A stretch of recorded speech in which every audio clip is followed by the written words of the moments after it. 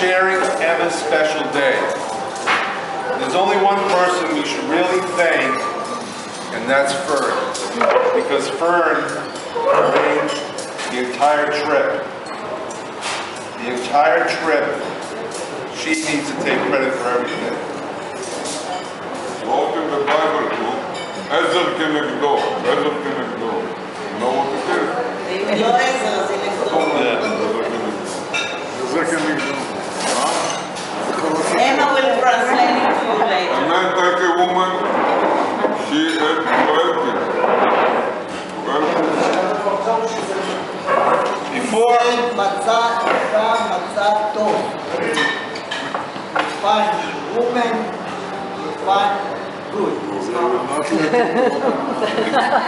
I speak about Emma, I need to speak about the Greengold family. Oh. Okay? I wrote this morning, so I may have to stop a minute and reread what I wrote, but I want to explain who is the Greengold family. And when I first came to Israel, there was three things about the Greengolds. One, we have a deep voice. Deep voice.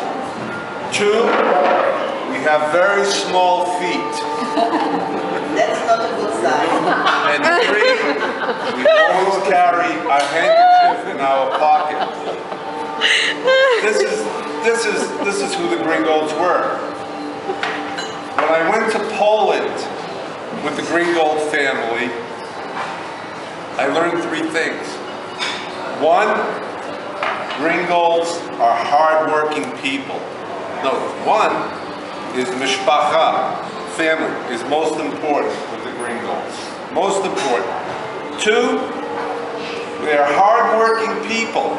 We know how to work hard.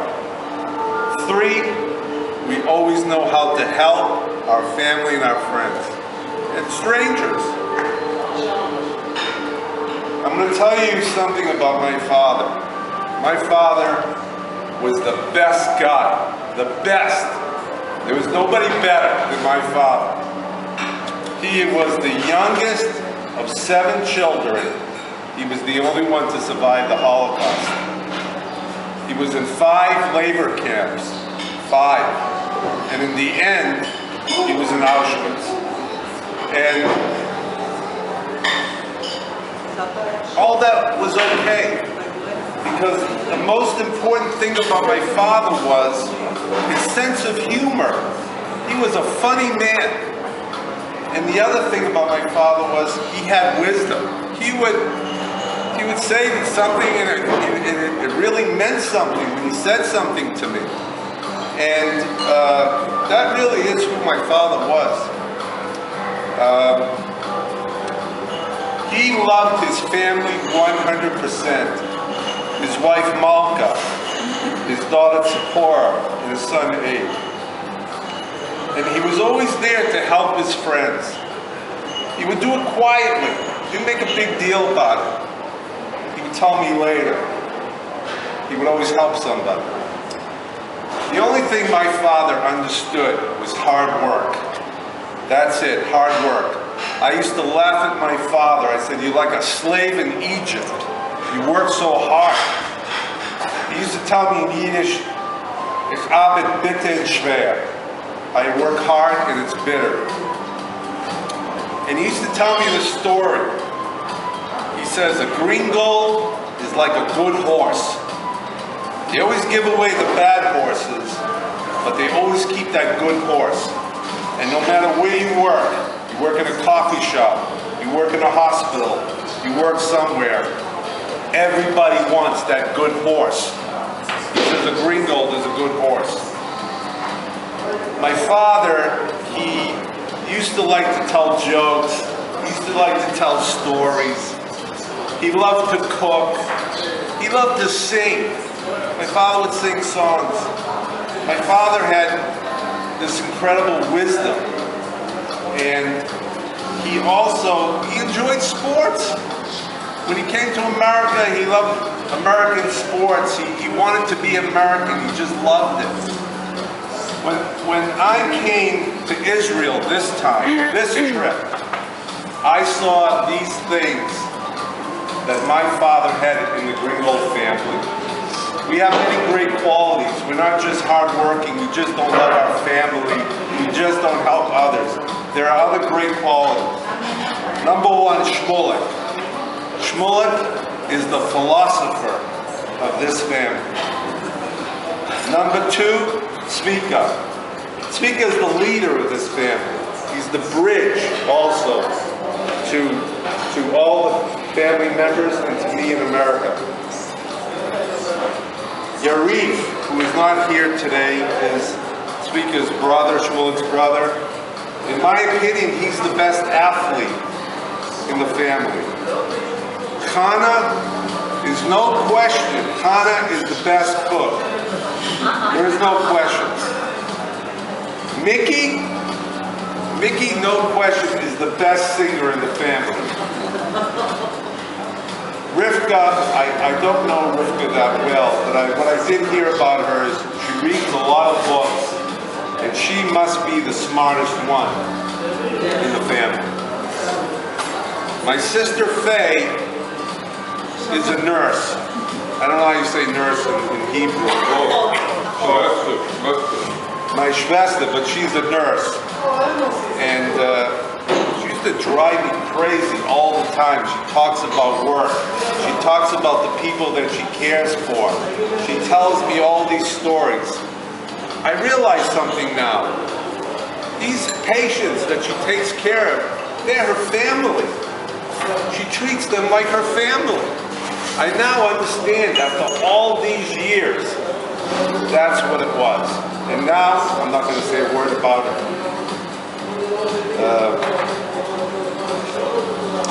And as for me, what is my special quality? Very simple. I have the best hair in the family. After the Holocaust, my father, he didn't have any family. He had two cousins. One is Greengold, and one was Greengold. Two first cousins. And Chaim had 3 children, 3 sons, and Yaakov had 2 daughters and 1 son. And this is all he cared about, other than Malka, Zipporah, and Faith. This is all he cared about. And then Fern came. He was very happy. He was wonderfully happy. And when Emma came, he said there's no words to describe Emma. There are no words for her. And every month, my father got a letter. Every month from Chaim, Yaakov. The letter used to sit in between the napkins, and we read the letters over and over and over and over. And when my father passed away in 2007, I felt it was my duty to reconnect with the family again. I didn't have anybody's address. My father never kept anything. My mother, she didn't have it. Somehow, I found Tzvika. We began communicating. I came to Israel. We went on the Poland trip. It was a very special trip, the Poland trip. I was the only one from the United States, and I went with my family from Israel. We went to the cities of our parents.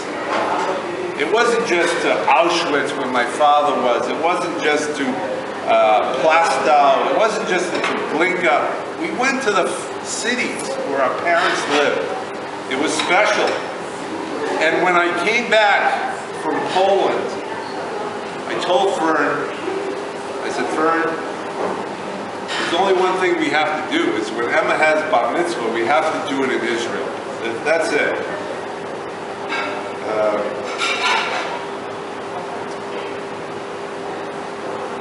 Now, my father was a very cautious man. And after the Holocaust, he had many friends in Italy in the refugee camp. And his friends said, look, come on, we're going to go to Venezuela. We're going to make millions of dollars. Come on, Shmulek, let's go. In Venezuela, people made a lot of money. He wanted to go. And my mother said, no, we're going to go to Israel. My mother's sister, let me tell you something about my mother. My mother was from a very big family, and she had a brother and sister survive the Holocaust. And my mother was in a labor camp, and my mother was on the Czechoslovakian death march, where 3,000 girls marched, and only 300 survived in Vichy. I believe the city was called Vichy. And I asked my mother all the time, how did you survive? How did you survive? She only said one thing, I'm the lucky one in the family. The only thing I have going for me is luck. And that's it. Her father, Abraham, told her, Malka, you are the lucky one in the family. And always believe in that. And the other thing my mother always believed, there's nothing to worry about. We are in God's hands. We are in God's hands. And when my father wanted to go to Venezuela, my mother said, no, we're going to go to Israel. My father says Israel is very dangerous now, 1949. And my mother said, Shmulek, don't worry, we're in God's hands. So my parents went to Israel in 1949. It was a very difficult time. My parents used to live in a city called Shachmunis, right? This is where the University of Tel Aviv is. My father used to say, this is not Shachmunis, this is Shlechmunis, meaning bad, right? Very bad place. My parents had an apartment. They didn't have water. They didn't have electricity. They didn't have enough food. And my father was in the army, in the Sinai, 1956 Sinai. And my mother was alone with my sister. There was one person that helped my father. One person, Greengold, his father. He gave him a few shekels just to take his baggage when they came to Israel. And now my mother tells me, you know, Chaim used to come on Shabbat once in a while. He used to bring a chicken. He used to bring some fruit. She said, this was a big deal. He didn't have any food. And this week, I understand, you did the same thing for your parents, right? He came. I didn't know. Nobody knew. But this is a Greengold. One Greengold helping another. Hey, you used to, I don't mean to interrupt, you take a break because Ellie has to go to work. Yeah, it's okay. He was kind enough to come. Don't worry, Ellie, it's okay. I only have maybe... Cafe Hello. I only have about 2 minutes left. Okay. So, okay, 1949, we were in Israel. It was very bad. Chaim helped us. And years later, through hard work, my father was very successful. He had a great job. We lived in a condominium in Bnei Brak. We were living good. I saw that condominium in Bnei Brak. It was beautiful. How much was going But he was doing very good, very good. 1960, my mother's sister said, come to America. Come to America. You're going to live in America. Everything's going to be wonderful. My father says, we should go to America?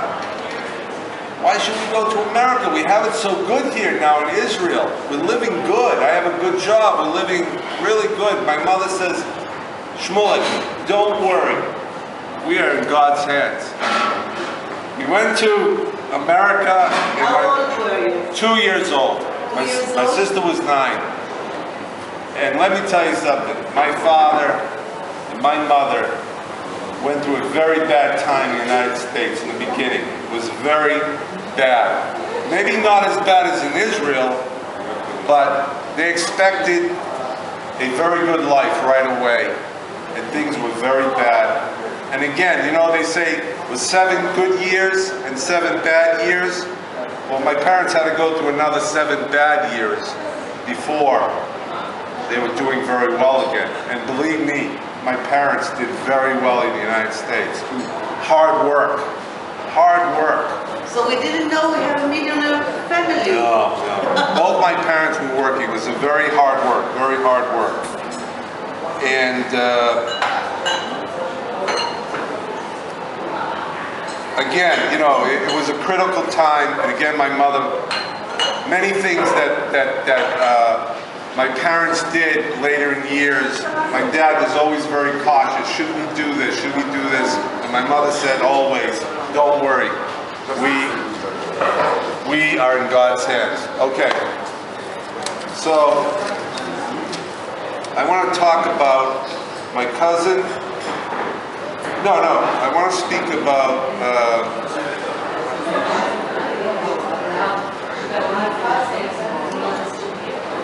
okay. Wait, 1 minute.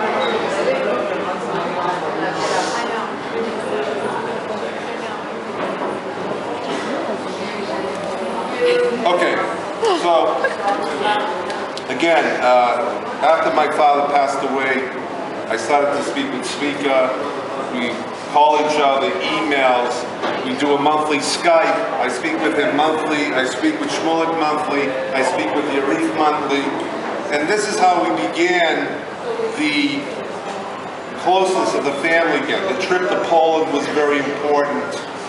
And when we came back again, we have to do it in Jerusalem. Zvika, I asked Zvika, where should we do the Bat Mitzvah? Masada? No.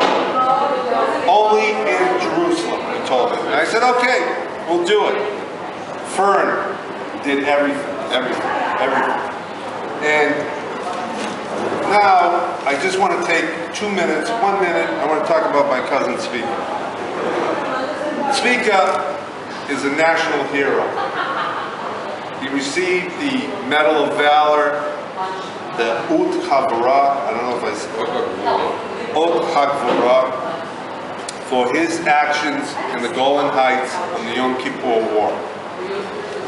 And for years, since 1973, I hear the story. I don't hear much. I hear a little piece, I hear this, I hear a little piece. I don't hear much. I said, Zvika, I'm going to come to Jerusalem with my daughter and my wife. I want you to tell me the story. I want you to take me to the Golan Heights and tell me the story.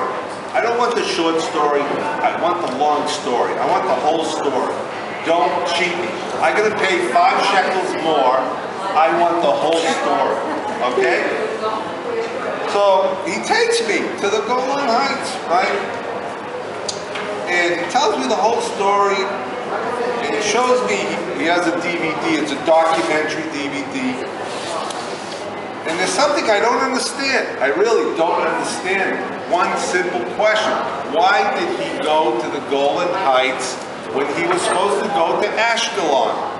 He was supposed to go to Ashkelon. Okay, he saw 2 planes fly in the sky. Big deal. His family says, you don't have to go to the Golan Heights. They're going to call you when they need you. They don't need you. Go to Ashkelon. It's Yom Kippur. You had a barbecue in the kibbutz. Don't worry about it. Something told him to go to the Golan Heights. Look, this is my opinion.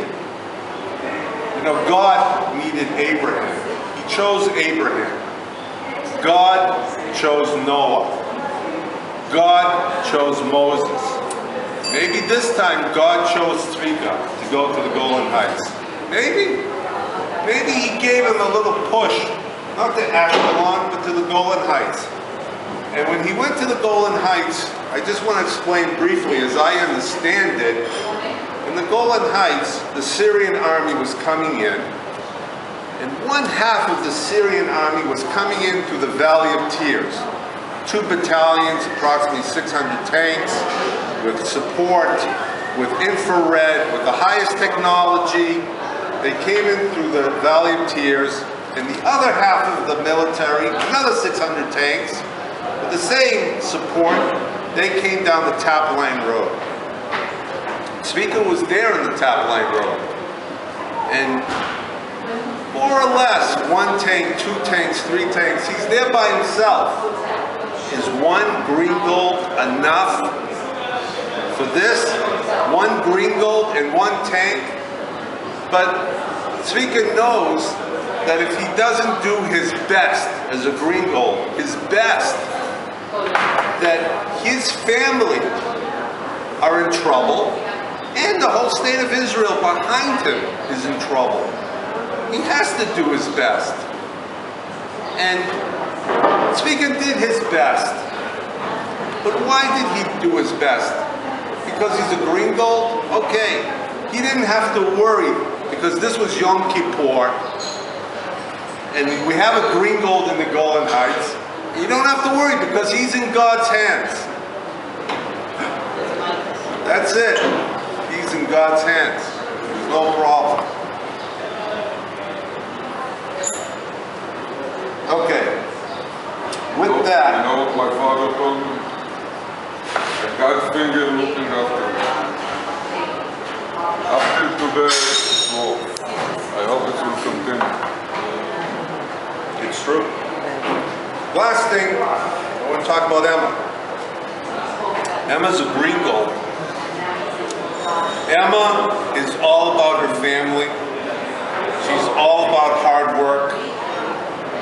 She's an excellent student because she tries her best. She loves to sing. She loves to help others. She loves sports. She's now learning how to cook. And from what you saw today, I mean, she loves the Torah. It's not from my wife. It's not from me. It's something that my father has somehow passed down to her. And when Emma was born, I'm not kidding you, when I looked at her, I said, oh my God. To me, she looked something special. I said to Fern, where is she? Where's my Fern? Where's she? I don't know. Fern also saw she's special. And I said, look, let's go off from the hospital right away before there's a mistake. Let's go. So, right away, all her teachers are saying Emma's special. All her friends, our friends, Emma's special. Strangers that she helps in the street, they say Emma is special. And I can't explain why she is special. I can't. I don't know. I don't understand it. I don't know. But I know it when I see it. And I've seen this special type of person before. Because this special type of quality comes from my wife, the Rosenbergs.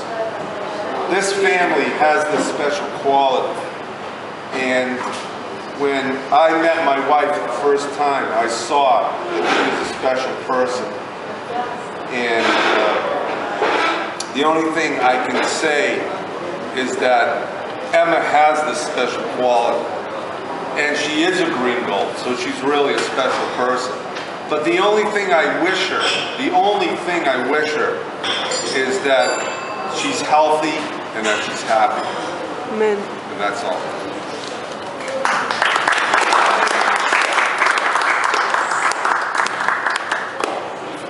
Thank you.